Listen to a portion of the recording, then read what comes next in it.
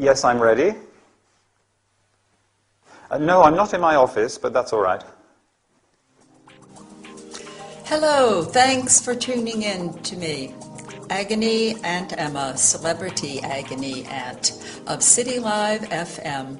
I'm very glad you tuned in because we have a special guest today. Live from his London office, Al, the training manager of a legal firm.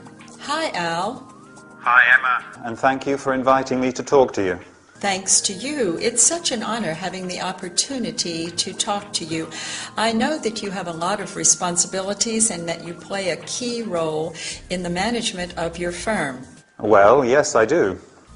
I've always wondered what people like you look like, what kind of life they lead. It must be exciting.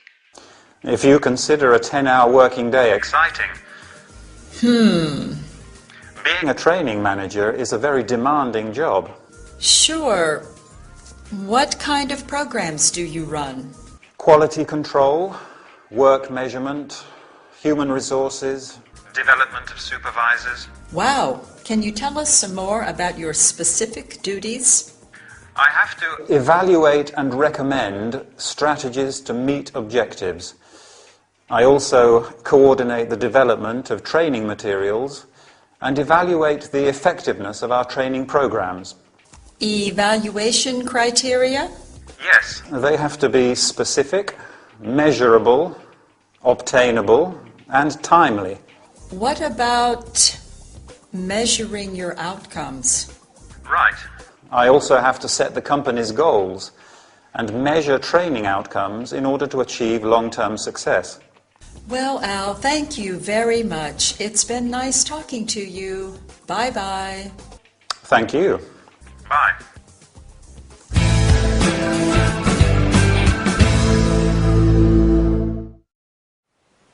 Welcome back, everybody. Ready for a business training session? I hope so. In fact, we are going to talk about a very important aspect of every successful business: training programs. We are going to learn about terms and verbs related to training and company management. Emma is interviewing Al, training manager of a law firm. As you have heard, Al deals with training programs. Training is the process of preparing staff for the skills needed for a particular job. The first question Emma asks is, what kind of programs do you run? A program is a series of steps to carry out or objectives to achieve. You can run, carry out, and offer a program. The programs are, do you remember? Quality control, work measurement, human resources, and development of supervisors. Then Emma asks, can you tell us some more about your specific duties? A duty is something that you have to do because it's part of your job. Al answers that he evaluates and recommends strategies to meet objectives. An objective, or aim, is something that you plan to do or achieve. You can meet or achieve an objective. Al has also to coordinate the development of training materials and evaluate the effectiveness of training programs. You can say training materials, training programs, or training courses. Training can be intensive, high quality, individual, etc. Can you remember what evaluation criteria are? Let me help you. They have to be specific, measurable, obtainable, and timely. In other words, they have to be precise, easy to measure and obtain, and they have to happen at the right time. Finally, Al says, I have to set the company's goals and measure training outcomes in order to achieve long-term success. A goal is an aim or purpose. An outcome is a result or effect of an action. You can set, have, and establish a goal and achieve, have, and enjoy success. For example, you have set the goal of learning English, and I am sure you will achieve huge success. That's all we have time for today. Keep practicing your English, and I'll see you next time for another workout. Bye.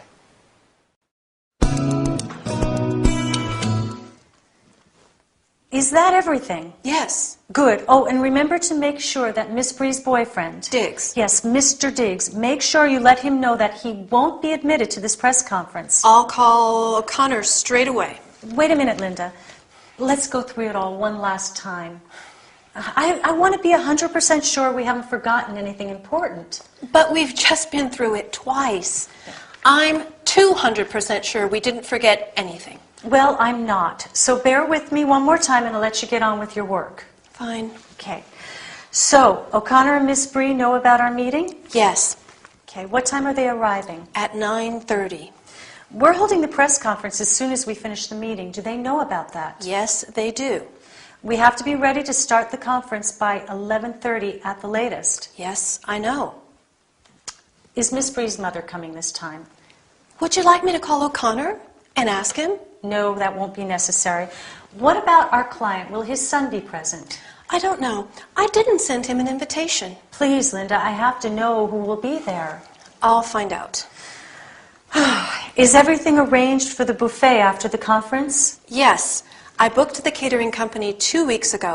I called them yesterday and confirmed everything. Okay, what time are they arriving? At around 10. What else? That's it. Are we forgetting anything? No, we've double-checked, even triple-checked everything.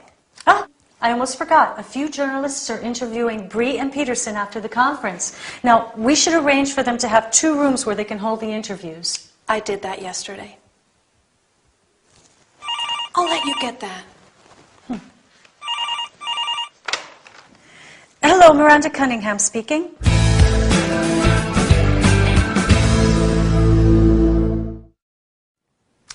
Hi, everybody. It's lucky Linda manages to sneak out before Miranda decides to check everything again. Linda is sure that everything is arranged for the meeting and the press conference next week. But Miranda wants to go through it all one last time. We're going to look at the different ways they confirm various arrangements. You probably noticed the use of will when Linda makes a quick decision to do something. I'll call O'Connor straight away. I'll find out. What other expressions could we use when we're promising to take action? I'll take care of it, or I'll let him know. But when Miranda talks about the planned future events, she uses the present continuous. We're holding the press conference as soon as we finish the meeting. A few journalists are interviewing Bree and Peterson after the conference. What time are they arriving? Is Miss Bree's mother coming? What other questions can we ask to confirm everything is arranged? Yes, that's one. Is everything arranged? Miranda asks, is everything arranged for the buffet? Is everything ready? Is everything organized? Are we forgetting anything? Who will be there? She gives a few instructions as well. make sure you let him know that he won't be admitted to the press conference. She's talking about Mr. Diggs. He won't be admitted to the press conference. A definite future event. It's not really planned. That's just the way it is. He won't be admitted. Maybe he caused a bit of trouble the last time. So she says, make sure you let him know. Make sure you do it. That means it's important that you do it. So be sure to do it. What about when Linda talks about all the things she's done? I booked the catering company 2 weeks ago. I called them yesterday and confirmed everything. I did that yesterday. Very efficient. Are you as efficient as Linda? Great. So did you get all that? Or shall we go through it one more time? No. I'm sure you got it. Bye for now. So, Rose, how are you? Not well. I have a serious problem. Please, tell me, what exactly is your problem? The situation at my workplace is unbearable. Why is that? I don't know why, but everybody hates me. Come on, Rose, you are exaggerating. No, I'm not. My colleagues hate me. The secretary hates me. The accountant hates me. The cleaning lady hates me. And do you know who hates me the most? No. Mr. Gradgrind. Oh, Mr. Gradgrind, your boss. You should see what dirty looks he gives me. Sometimes I think he would like to kill me. I understand, Rose. The problem is probably not as serious as you think. You could try being more flexible. That can be useful, but not with them. You could listen to them more carefully. Maybe there is just a misunderstanding. The problem is that they don't even talk to me. You could do something nice. I don't know. Buy flowers for the secretary and the cleaning lady. A bottle of wine for your colleagues. That might be a good idea, but I'm not keen on doing such things. You could invite them to your place for dinner sometime. No way. I'd rather find another job. I'm afraid that this attitude won't help you to solve your problem. Why do you think so?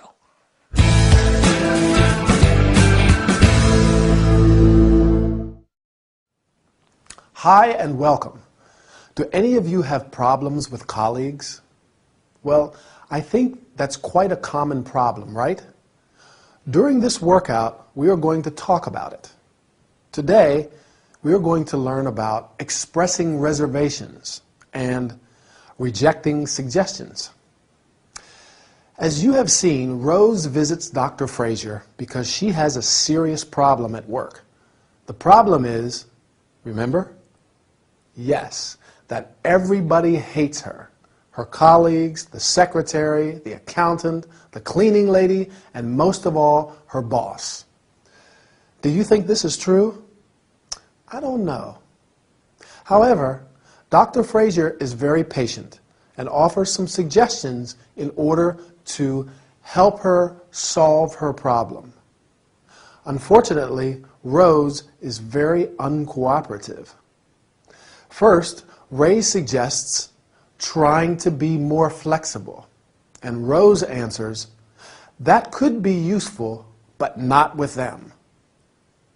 You can also say, that is good advice, but, and the problem is that.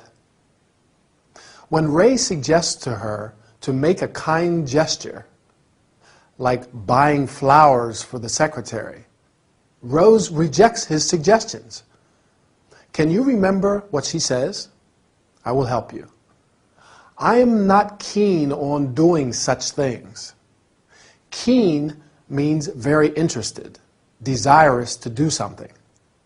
For example, they were keen to start work, and he's keen on martial arts. Ray makes some other suggestions, and Rose replies, "No way," an expression used to tell someone that something is out of the question. And "I'd rather find another job," meaning that she would prefer to find another job instead of following Ray's advice. Do you think that Rose is going to solve her problem? I doubt that very much. That's all for this session. See you next time for another workout. Bye. Well, you've told me about your immediate family. Today I'd like you to tell me about the rest of your family. Grandparents, aunts, uncles, cousins. Do you want to know about my brothers and sisters? No, you're an only child, John. Just checking your memory. Right. Well, what can you tell me about your family? Well, let's see now. My family. We have a tradition of hairdressers in my family. My grandfather, on my mother's side of the family, was a hairdresser. My uncle Len, my mother's brother, is a hairdresser. I'm a hairdresser. Oh, and my father's cousin, Wendy, is a hairdresser. What a lot of hairdressers. Yep, all hairdressers. Do you get on with your uncle? Yes, we get on like a house on fire. He's like the older brother I never had. And what can you tell me about your grandfather? Oh, he died a few years ago. He was very affectionate and loyal to his family. You know, he met my grandmother when they were teenagers, and they were inseparable from that day on. She was his lifelong companion. Nice that. Yes. It's hard to find a well-matched couple nowadays. And what about your stepfather? My stepfather? Your mother's husband. Oh, I don't think of him as a stepfather. I just call him Donald or Don. What can you tell me about Donald? He's a hairdresser too. Oh. Like I said, all hairdressers. Now, if you ever need a haircut, you know who to call.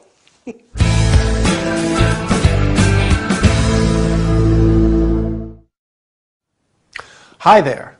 I lost count of how many hairdressers there are in Mr. Little's family. His grandfather, his uncle, his father's cousin, and his stepfather, and of course him. Well, I think this is the perfect opportunity to talk about family. This time we're going to look at all the family members outside the immediate nucleus. So let's say that the immediate family members are the parents, mother and father, and brother and sister. Now the extended family. Let's go in chronological order. We'll start with the older family members first. The grandparents, your mother and father's parents. Your grandfather and grandmother. Going down one generation to your parents' brothers and sisters, your mother or father's brother is your uncle, and your mother or father's sister is your aunt. Do you have any aunts or uncles?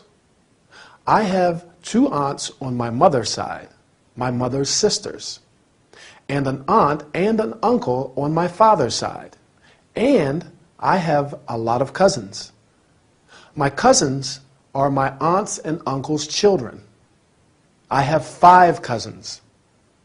I also have 3 nephews and 1 niece. They are my brothers and sisters' children. Mr. Little doesn't have any brothers or sisters, so he doesn't have any nephews or nieces. Do you? I like being an uncle. My little niece Sophie loves me and I play football in the park with my nephews. Now, what about the members of the family you acquire through marriage?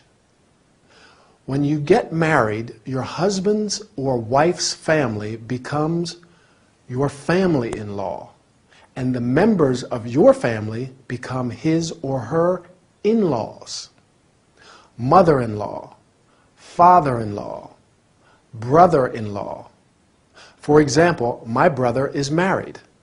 His wife is my sister-in-law.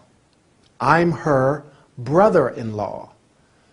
If your parents get married again, the person they marry is your stepfather or stepmother, and their children are your stepbrothers and or stepsisters.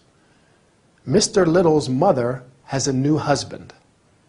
He's Mr. Little's stepfather, although he says he doesn't really think of him as his stepfather. What does he say about his uncle? He says they get on like a house on fire. That means they have a good relationship. They get on very well. What about his grandfather? He was affectionate and loyal. He and his wife, Mr. Little's grandmother, were inseparable, lifelong companions. Ray's right. It's not easy to find such well-matched couples. Two people who are perfect together. Well, that's it for now. See you again soon. Let me see. You made a reservation for our tour, Wonderful Australia, right? Yes. Is there anything I can help you with? I would like to verify all the details, if possible. Sure. That's what I'm here for. Shall we start with the departure date? I would like to leave August 8th instead of August 15th. Sure. Let's have a look. Yes, we have a place available on August 9th. That's fine by me. Is that all? No. I would like to visit Kangaroo Island, but it isn't included in the tour. That's true. One possibility could be an optional excursion. There's a flight from Adelaide that takes you to Kangaroo Island.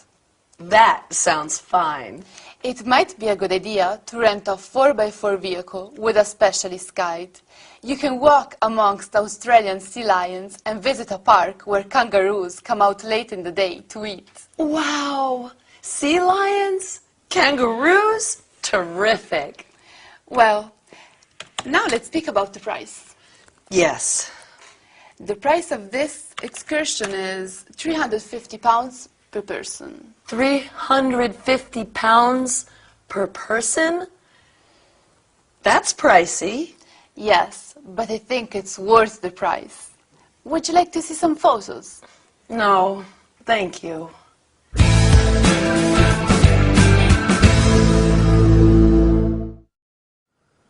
Hi, I am really glad to see you today. It will be a very pleasant workout as we are going to talk about traveling to faraway places. Today we are going to learn how to start a conversation, make and accept suggestions, reach an agreement, change topic. Emily has made a reservation for a tour of Australia, but wants to discuss some aspects before departure. She says, I would like to verify all the details. You could also say, I'm here to verify all the details, or I wish to verify all the details. Then she says, shall we start with the departure date? You can also say, let's start with the departure date, or I'd like to discuss the departure date. The travel agent tries to reach an agreement. In order to do that, she says, one possibility could be, you can also say, may I suggest, or you could consider the following options. As you have seen, she offers her an optional excursion to Kangaroo Island, where she'll be able to walk among the sea lions and see the kangaroos. Emily is quite satisfied and accepts the travel agent's suggestions with enthusiasm. Here are the expressions that she uses. That's fine by me. That sounds fine. Terrific. You can also say, that's a good idea. Finally, the travel agent changes topic and says, well, now let's speak about, can you remember what? The price, right. You can also say, let's turn to, and let's talk about. I am sorry, but I have to tell you that the session is over. Bye, and see you soon for our next workout. You know, I went to San Francisco last week. What an amazing city. Really? On vacation? No, for work. A big job, actually. I had to do a photo shoot for a magazine in the bar of a 5-star hotel. Wow! And they flew you all the way to San Francisco to do it. Yes, it was some hotel. The bar was on the top floor with a roof terrace, a great view of the city. How many floors were there? 10. I hope there was an elevator. Yes, not a normal hotel lift. It was like a space capsule with a bellboy, and the reception was in a glass bubble suspended between the ground floor and the first floor. Sounds cool. And the chambermaids were like models. All beautiful girls wearing white catsuits. Wow. I'm sure. Not as beautiful as you, of course. Of course. What is a beautiful, talented girl like you doing in a place like this? What? Would you like to come to Rome with me next week? To Rome? Yes. I'm going to the opening of a Caravaggio exhibition. Why don't you come with me? I could reserve a room for you in the same hotel as me. It's more like a bed and breakfast, guest house, really. But there is room service, a buffet breakfast, and we can eat out in the evening. I know some great restaurants. Hold it. Why should I go to Rome with you? Why not? Because I don't know you, for one. You can get to know me, and I'd like a general outsider's perspective on the exhibition. Outsider? Outside the world of art. Actually, I studied history of art at university. Thanks for the invite, but I'm busy next week. All week.